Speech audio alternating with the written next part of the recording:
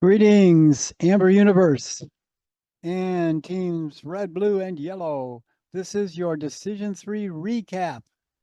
This is Coach T, Professor Tommy Halstead, and we will, without further ado, jump right into our screen share and share all. And okay, we're going to visit 485.com as usual.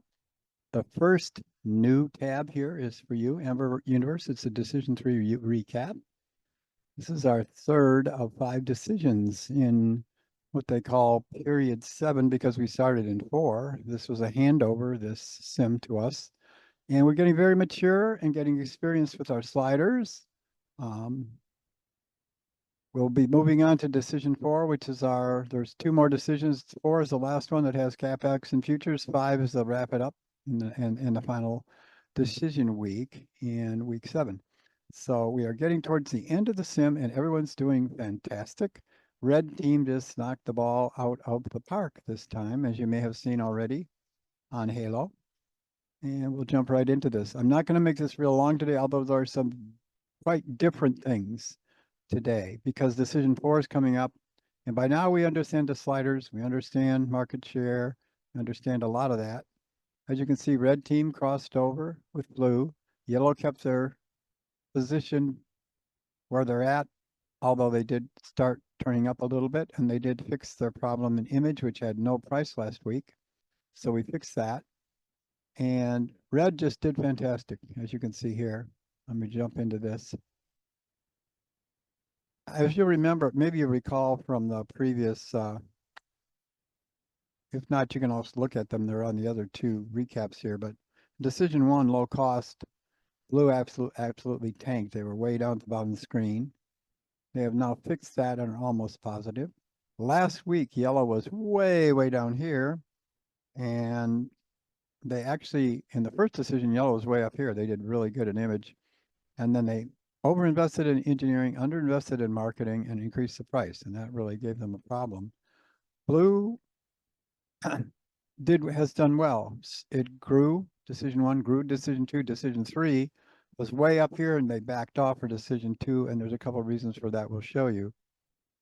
Red is the only problem red had is with image, where they were slightly ahead in the beginning, and now they've dropped a little image. They're positive ROAS on all 3, positive strong EBITs on all 3. Red is just doing fantastic, and their flagship is family. And as you can see that except for yellow, blue actually did well in family, decision 1, decision 2, and now decision 3. They backed off a little bit, about, I'd say 40% from where they were at. Yellow is not in positive territory anywhere, just because of the nature of the marketing and engineering investments. The LOI is looking better, so we're getting closer. But where there are problems, of course, there are problems with orders versus sales, as usual. There's another thing happening now, and you can go over these financials. You'll see on this where the problem areas are highlighted. But there's something else going on here now, which is that we're getting into a mature period with the lines. And as you remember, the cows, the stars, the dogs, the question marks in our portfolio. This is to begin with a portfolio decision. And at first we start with our sliders. We look at all the different experiences in terms of the engineering, and then we look at the other experiences in terms of marketing.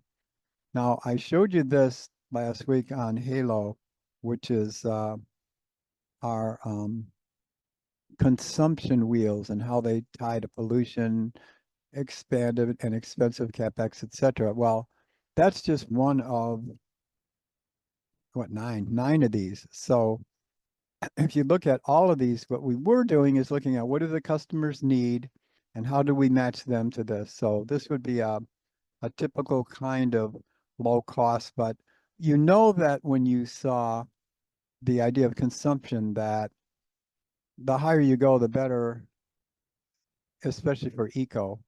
This is obviously, you could probably tell this profile is not eco, but if this was eco, this would be way up on 9 probably, because consumption is one of the keys to eco. However, it also increases your capex faster than any other slider, so you have to be really careful with that. but each one has their own particular thing. Like design is the style, and of course style is something that is liked by both to an extent by family, but mostly by image. um, Performance is the engine is not very important to low cost. You could set this on 2 for low cost. This might be a previous team here, but they set it on 4. It should be back here, performance, if this is the low cost line.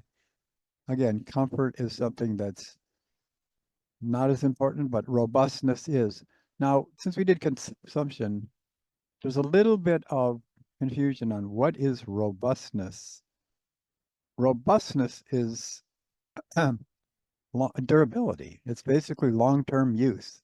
The more robust your line is, the longer it'll last. So low cost, this is not a bad decision on this one to be above 5, because yeah, they the low cost people want like the Honda Fit. They want it to last for 200,000 miles.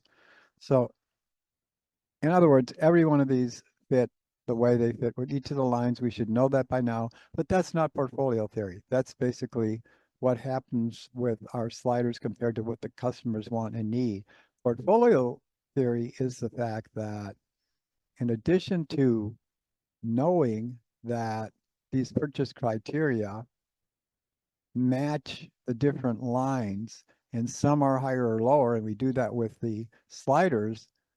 The other thing that we know is that with evolution, all of the different lines as they exist change their demand, whether it's derived demand or it's basic normal demand. So this is like kind of what drives your orders: effective engineering, price, and effective marketing. And it shows kind of which teams are doing where well in which lines, and especially the trends. So we can relook at this for our final report and say where do we need to go with this from the standpoint of showing what happened. Now, let's see. We can see here that in image, we had a problem with red. And this is just unit cost. So this is what drives the cost unit. So they're spending too much on image compared to what they're getting back, even though red is number one in almost every indicator this time. Red came in first, yellow third, and blue second. So if you look at the numbers on red, they just did fantastic with EBIT. So that there wasn't too many of those instances, but you will see where yellow kind of goes down in image, because yellow stopped the bleeding image, but still didn't jump up towards positive EBIT yet. And you'll see that in these indicators. Let's see what else we want to cover. Where's our LOIs? We do not want to miss our LOIs. Yeah, this is interesting about revenue and orders. And you can see what has kind of developed. We won't do LOI. Let's do orders first. Let's see. This is the volume. Let's look at orders right now. And you can see what's happening in terms of where are most of the orders with family, eco-friendly, image, etc. Our cash cows, and then our new up and coming lines. Where is EBIT? Aha. So what's happening is you can see that the maturity is taken place by decision 3. Our cash cows that were really driving our EBITs are starting to drop, and our new and up and comers like low cost and eco are starting to drive up. So this is the evolution that happens in the sim from the standpoint of the portfolio side of it. And we kind of gave heads up about that, but didn't emphasize it because you're all managing and you knew that let's get our cash out of image and our cash out of family, and then invest a little in the other two, because in the end they're going to be, this is the beginning of the end. This is third decision, fourth and fifth. You'll see some strong numbers coming in with low cost and eco. And the growth rates eventually are 10% and 15% in low costs respectively, and eco and family is -5, and image is mature but is at a 5% growth. Those are the market, the natural market sort of I don't know what to call them, the organic growth. And then there's investment growth. What you have gone after as teams and what the customers like also keep their growth going. So you got both of those factors, derived demand and basic demand that comes in from them just growing with the nature that they are with those percents you're given in the student's cheat sheet. Now, you see a lot about learning curve, and I get a lot of questions on this. What does learning curve mean? What is it's production cost? There are two things that affect your production costs, economies of scale and the learning curve. The learning curve just means you make a lot of these and you get the unit cost down and you learn how to make them better, so your production costs go down. Not every line is as sensitive to the learning curve as others. So you'll say, well, wait, why is this learning curve low in my low cost line? What did I do wrong or right? It's not it. It's that there is a chart that shows in the cheat sheets and in the student slides that the production cost and learning curve relationship in low cost is low, medium in family, high in eco, and low in image. So those inputs are not as important as, for instance, increasing engineering and image and driving the CapEx up, or consumption in eco and driving the CapEx up. And you got to watch that. You may not have the EBIT to buy that, and you may have to back down just to keep your EBIT good as Red did. You'll see Red was, instead of hitting 200%, they were hitting 85% on a lot of these indicators and protecting their EBIT. So that's why they are number one in almost all the indicators except yellow came in great and CO2. And CO2 has the same thing. It basically is affected by production and then by its place in the portfolio and by the sliders. Uh, Performance affects CO2 negatively. Consumption, that slider helps CO2 obviously because it's decreasing pollution. And novelty also, it's like technology, it increases CO2. So, and also increases, of course, the fuel failure rate. So I think we know all those basics by now. So the portfolio managed side of this then is what are what are we doing with the facility investments and what's driving our production and our LOIs? One level deeper is its CapEx intensity. How intense is your CapEx by your engineering capacity, um, your initial investment, and then how it's grown, and of course depreciation. All those add to your production. Let's see if we can find. I thought I had put in some MBA stuff in here with the covariance. Maybe I didn't. No, it's not there. All right, I'll have to put that in one of our DQs or something this next time. But yeah, you can see all these number ones for Red. Wow, congratulations, you did fantastic. No, it's digital and it's ranked, so 1, 2, and 3. You have to have a 1, 2, and 3 with your teams. So don't yellow shouldn't feel too bad. There's just a couple areas they need to correct. There's also other production kinds of things for decision 4 in here. More advice on the sliders, just to make sure that everybody has the sliders down. Everyone pretty much has a slider down, but yellow is still making some mistakes, yeah, especially in family. Yellow kind of could own family. They've done some really good decisions. Image, they did really good. They came, I mean, they're even slow, but they came back with fixing that price, made it a little bit lower, and so stopped the bleeding there. But they were doing a lot better. Let me see. Decision 1. I think decision 1. Yeah, decision 1. Yellow was the up and comer in family. So they've slowly kind of tanked in family. So I would look, if I was yellow, I'd take a really close look at image for your 4th decision, because this should not be here. You guys are doing great. All the other fundamentals are right. So you're over engineering. You can look at the budget for family. I have it here. I won't get into it and spend a lot of time on it. But if I do look image where yellow had a problem, we can go to our favorite, which is LOI and driving our roast. Here's where we had a huge amount of inventory build up. So the production capacity was not there for image. They fixed the price, got a bunch of orders, and built up inventory because they did not have the sales to support it. And you'll see the effective marketing was kind of low also in image. So image, you just have to be careful with your sliders that you're not looking at purchasing experience, after sales experience, or customer dealership proximity. Image does not care about that stuff, but you could give image like a you give like family a 9 in size, okay? Family wants size. 9 is fine. And it does drive CapEx, but not as much as consumption, for instance, in eco. So, and they're both good investments, but it's a matter you can't do it all. You got to look at maybe next period we'll do that and increase that, but not do it this period to keep our EBIT in good shape. All right.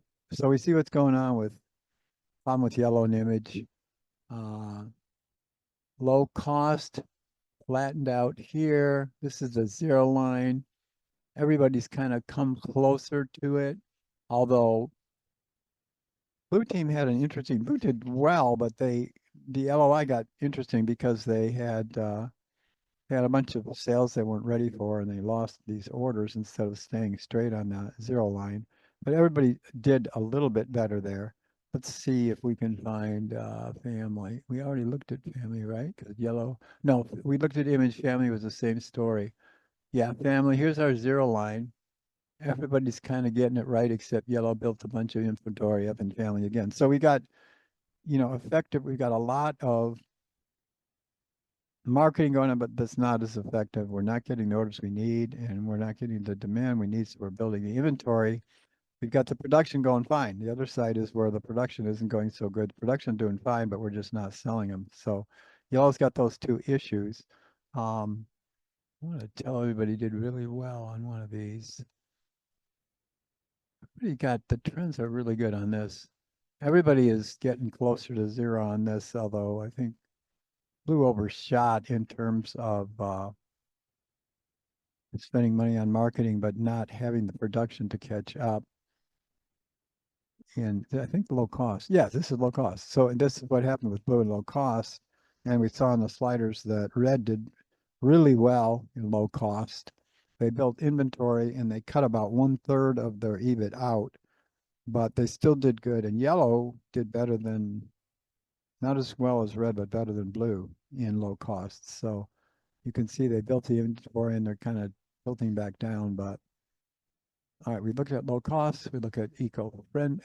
Eco-friendly is close to the zero line, but Blue is, yeah, Blue is coming back. They had problems with lost orders, and they now increased their production and their CapEx. And I got a couple questions from them on that. So good job, Blue, on pulling that back out. I think you're probably positive EBIT in eco. No, nobody is. Red, oh yeah, Red. Red did really good in eco. I'm not showing that. I should have showed the EBIT on that. Red is doing fantastic at eco. They actually were underwater and they got on top of their EBIT and they're in positive territory on eco early. Usually you don't do that till decision 4. So that's good. They're in good shape there. So anyway, in general, I'm not going to go on and on. There's got plenty of graphics here to use on your analysis. All the financials are here. I give you way more financials than you've ever had before. I've repeated the facility investment instructions. I've got like at least 4 or 5 questions on how do we do CapEx again? And just remember that CapEx is for your, it's not the absolute CapEx, it's the intensity that multiplies out, by your, by your forecast. So CapEx isn't just let's set it at a certain box. It's like watch your engineering, then go back to CapEx and then go back to engineering because, certain these decisions drive CapEx a lot and you may not have the EBIT or even the cash to do those decisions. So I think we covered everything I wanted to cover. Did some sliders, did our LOIs, showed some of the sensitivities, the orders, volumes, and EBIT. Yeah, look at the evolution. Here's some homework. Look at the orders, volume, and the EBITs by line. I put those in here differently because when you look at it by line, you'll see the evolution of these 4 portfolio elements. And from a financial standpoint, that's all sort of master's level stuff of balancing a portfolio. when you get into the CFO and doctoral level stuff, it's covariances. You look at the risk of the lines, you look at their covariances between them and their variances, and then you'll have you'll find a chart in here on that. I'm doing a separate tab, but it shows exactly how these elements financially relate to each other with their ratios, because in the portfolio theory under economics and under finance, you look at the variance and the covariance of the various lines, and then you make your decisions based on what is closest to the index line of the portfolio. There's an optimal portfolio mix, and you kind of are given that by how it matches to customers. But on an advanced level, you can also do some more number crunching. And if you're interested in that, I can show you some of the formulas that I used, and I'll be posting those graphs for participation credit in this coming week. So again, not going to keep you longer. I appreciate your time. Thanks for validating on time. 2 decisions left. One really fun one where you can really get your chance. Everybody gets good points. Everyone's doing fantastic on the sim. The 4th is kind of your last decision where you're doing strategy. The 5th, it's like throw it all against the wall. You don't need inventory, you don't need production. It's your last decision. So you're not thinking of the future. You're just trying to maximize the present. And I've had teams that were in last place, even 7 teams in 7th places for 8 decisions. And the last one jumped up to 1 because it's a whole different strategy. And there's a video for 4 and a video for 5. And 4 is kind of optional. You know what you're doing by 4, but 5 you got to watch because there's some tricks in things that like characteristics don't follow through on each line. And that's something you can take advantage of the sim on, which there's not too many of those kinds of things you can do. Again, I bid you adieu. I'll see you in Halo, and good luck on your next group of decisions. Thank you for your peer reviews. I'm still working on them. I cannot do all of them until all of them are in, because I have to take it's your review. I have to take them all into account. So it takes me a while to get the peer reviews done. You have my apology, but until the very last straggler comes in, I won't mention names. I won't be able to finish the peer review because everybody's votes count. Thank you. Bye-bye.